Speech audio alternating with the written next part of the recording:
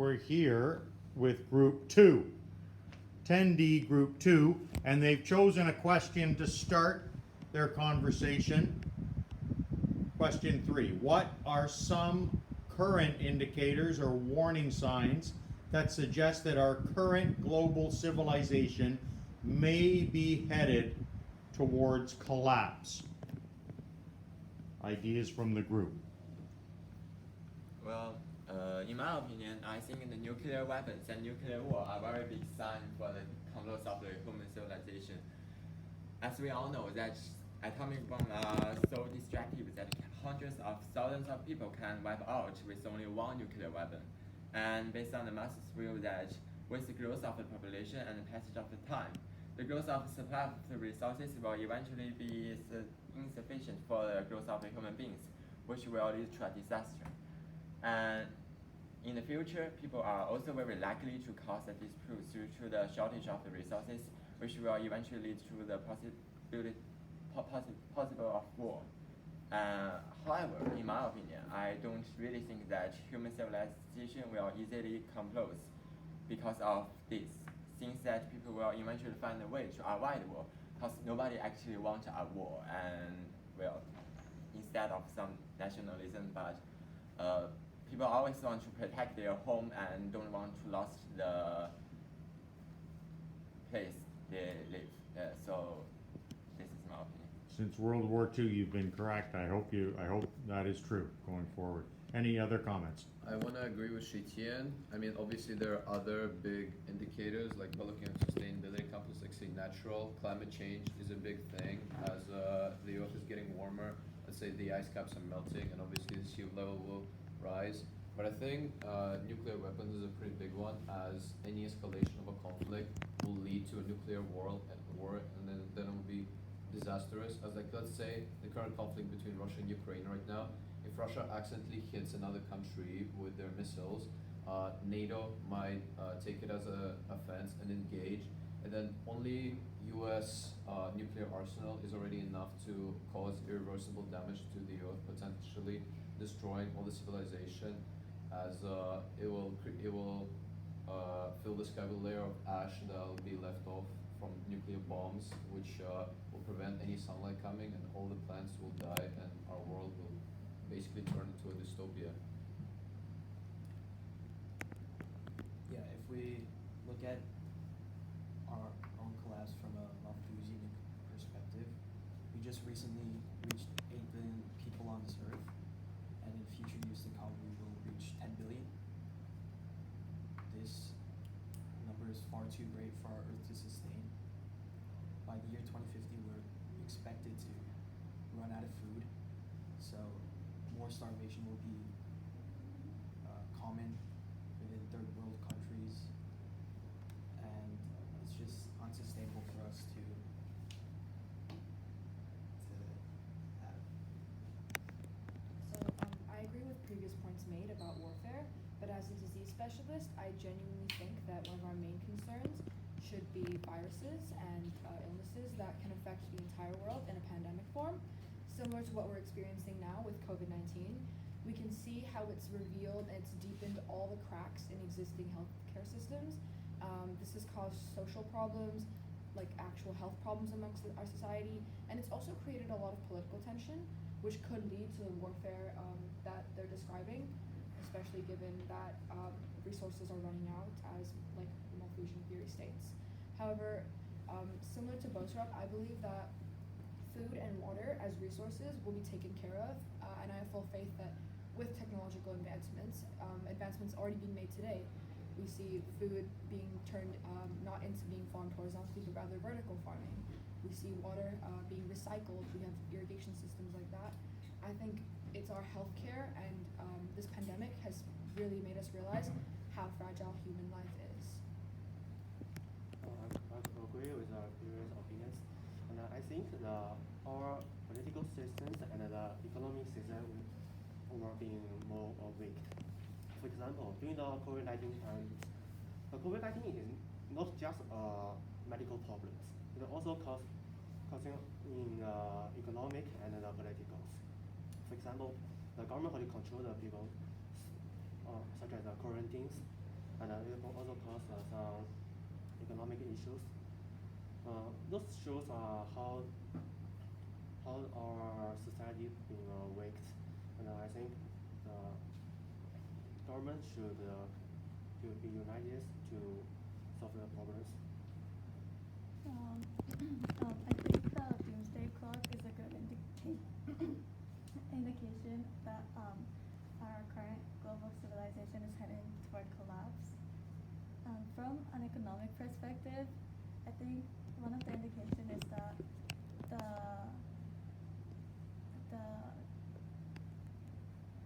um, the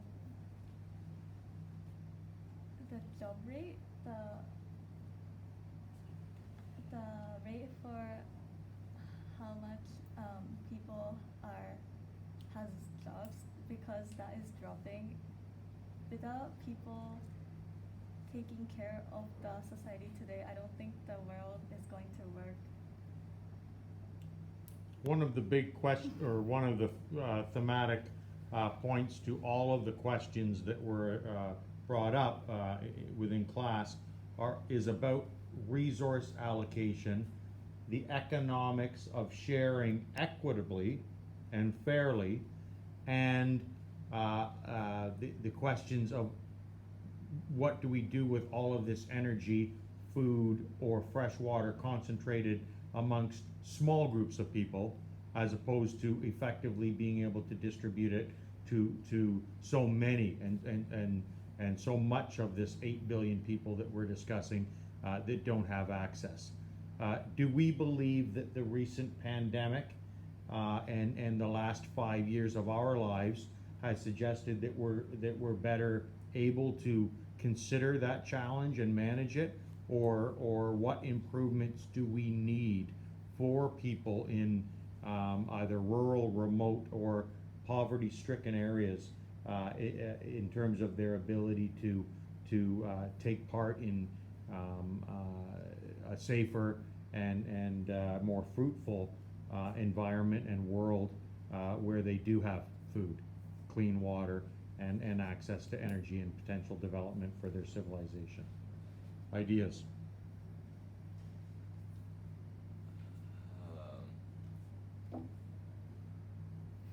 Let's take oil resources for example.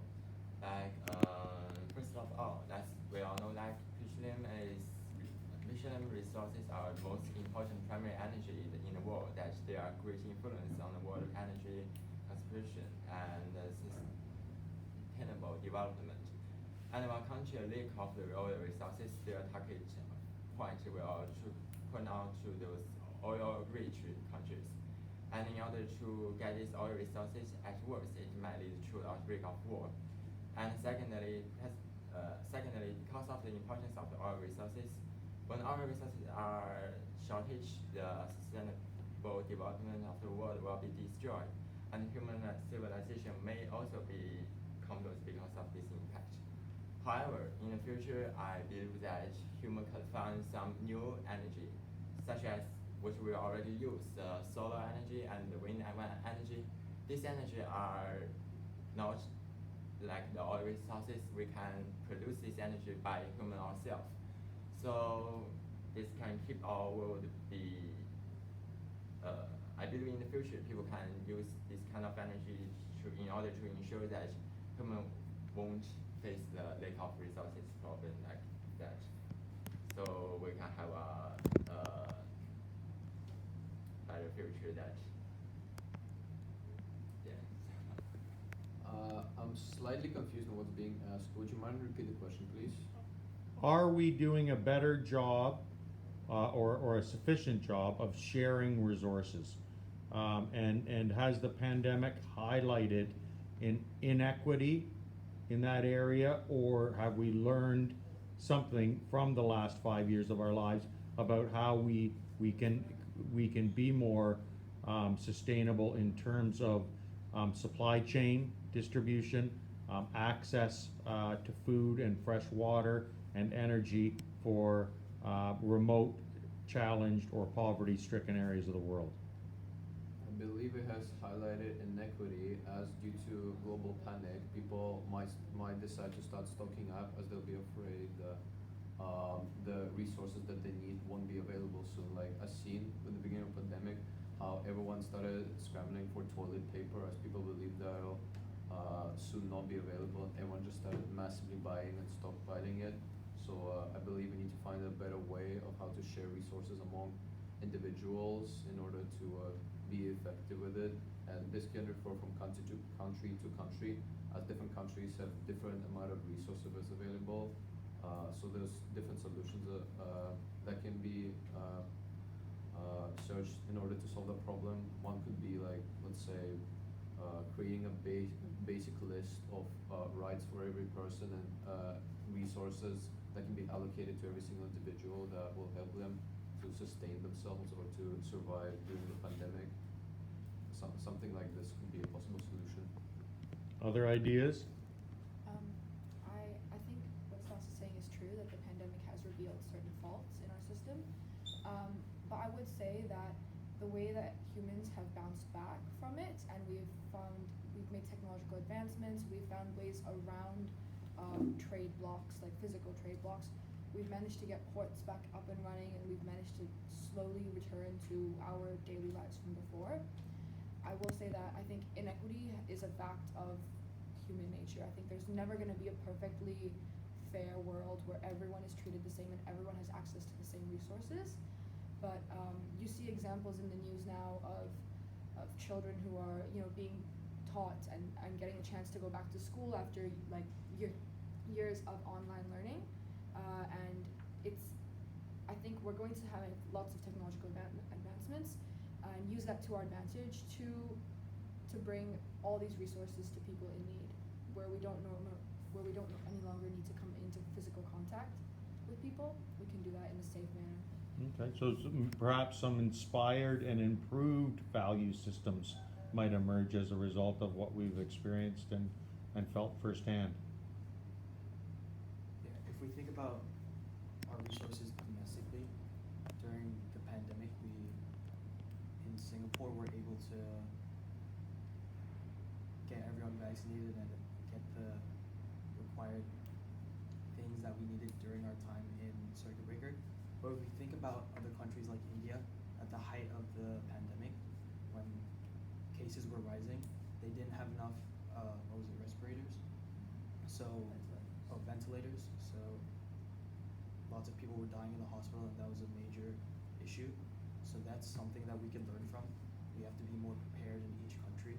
We have to set out more medical resources in order to stop that from happening again, where there was an increase of deaths due to the fact that they just weren't prepared enough.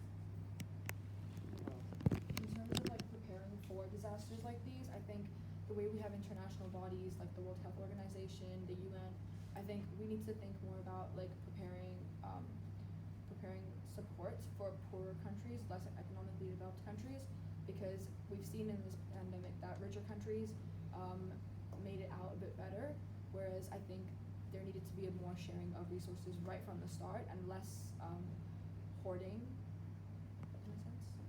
I don't think we are doing good in sharing our resources. Firstly, the resources is a kind of a weapon of the political race. Over 20 years, the oil, the main sources of the industry, was controlled by the United States, the countries in Middle East, and Russia. Those countries could give some changes in the cost of the oils. Also, the food was controlled by United States and some Europe countries, such as France, and also the Brazil, Russia. They also could cause the changes of the food. So for that, we need to improve our sustainable energy, such as solar powers and the wind powers, to have more electronic energy in the future, so that we can share more resources. In addition to some of what they said, I think the pandemic showed difference between like the rich and the poor even more, because the people who were living in rich, good conditions, had access to more resources, And on the other hand, the people who weren't living in as good condition as the rich people were, they were given like access to the goods slowly. They had limited resources compared to the rich. And back to me, I totally agree with Saki's ideas, and I also like to point out that I think government should really prepare enough food and water resources even the pandemic didn't come, so that if the pandemic actually occurs and people can still have enough food and water resources, because these two resources are most important resources for human beings to be alive, and so that their citizens can feel protected and also still follow the government's order. So that's all. Great. A lot of people, Lincoln, Yeah, feedback of the Shutians. For some countries, they are poor, they don't have enough money to buy those resources. I think for our world need to be united, because that we can share all resources like oil, food, waters, so that every country can apply the pandemic. and Lincoln made an outstanding point, really, in the sense that a lot of times the sharing and inequity and control of resources becomes a political weapon in itself and a tool for power control. Who is in control? Who has power over the environment? And is the global environment being well protected by these powers? If we refer to a great political power such as America, during Trump's administration, he approved of the Willow Project, which would cause them to drill oil and gas in Alaska. This in turn would catastrophically affect the environment because it would cause there to be 260 million tons of carbon dioxide emitted into our air. So them thinking for their own resources and their need would cause the entire Earth to degrade in terms of our environment.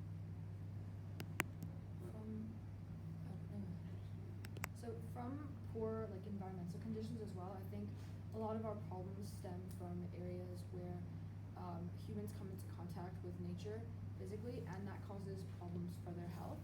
So we think a lot about what humans are doing to the environment and how we're polluting it, but that also comes back to us again when we face diseases. A lot of our diseases are caused because we have come into contact with animals in ways that we shouldn't have. We've come into contact with bacteria developed naturally that we shouldn't have done and that our bodies were not prepared for.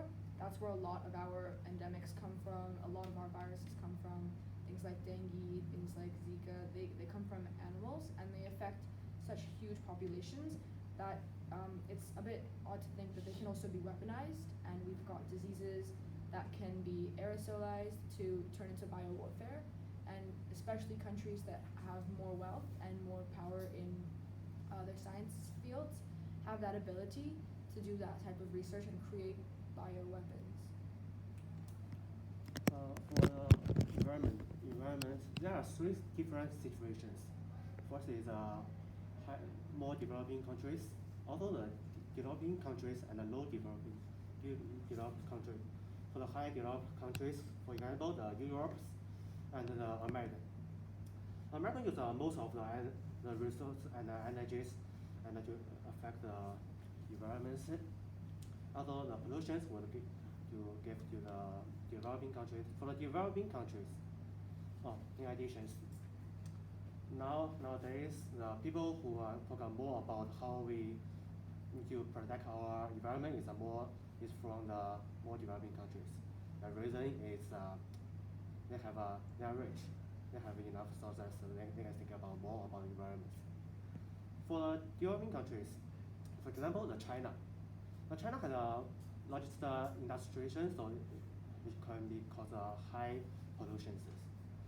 And for the low developing countries need to do the choice between the developing or the environment. For example, if you are the country in the South South America, you have a lot of forces. You could call the forces to earn money. Also, you could just leave the forces to protect the environments.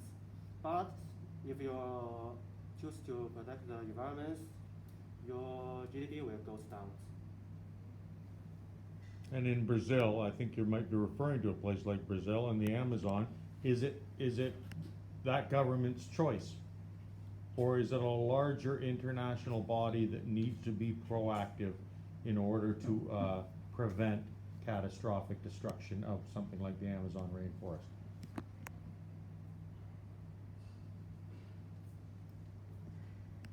Yeah, I think it is an international concern. If it's affecting our whole planet, then we should all be trying to work and help out in any way that we can. Also, I think the environment also is kind of the political weapons, because the more developing country could say they don't produce much industry and pollution. Then could say some country you must be more care about the environment, so you need to stop your industries. That could kind of be a weapon to some low developing countries. The solution is our world need to be united, so that we can solve the more problem by sharing our resources and make a great plans for helping the environment. And as a final point, in terms of IT, information sharing, social networking, and even journalism, where ideas are discussed and shared amongst different authoritarian groups around the world and individuals, people like ourselves. Are we using information technology effectively to bring about awareness of the need for us all to protect one Earth? I think we've used it to a great extent. Advocation definitely is a great thing that we've done with the use of social media. Linking back to what I said about the Willow Project, people shared information about what the whole issue was about, and right now I think they have around 1 million signatures on a petition to stop it from happening. So just from social media alone, we could be able to just stop this project from happening and cause adverse effects on our own world. Any other, very quickly, closing comments on this topic? Yeah, I agree with what Gabriel was saying about how we're using technology to share information, opinions, and to overall educate people around the world. And I think that in the past we can see how because information isn't shared, because we didn't used to live in such a globalized world earlier, there have been so many issues. We've had like warfare on smaller levels and larger levels, and that's all because we didn't have that ability to communicate properly. And having technology and social media as a tool, I think it allows people to sometimes think for themselves a bit more because they are learning facts from different places. Yeah, but I think in more political ways. The internet just also the information sharing tools, such as in the past we just use a newspaper or TVs, and for political ways, the internet might have a different opinion in different countries. For example, the Ukraine war. In the information in Europe and American, the side of the Americans, they are talking about what was the wrong of the Russia doing this. In another side, China, Russia, maybe the North Korea, they are talking about the American, what the American did. So there are both sides are not saying no proper footage of the truth. we need to having organization or countries to talk about the truth, not depends on them political opinions in the internet. Okay, well, let's hope that the truth and good journalism and responsible reporting of information on all sources is improved. It's a very important point, Lincoln. Thank you, panel. Group 2 from 10D, well done.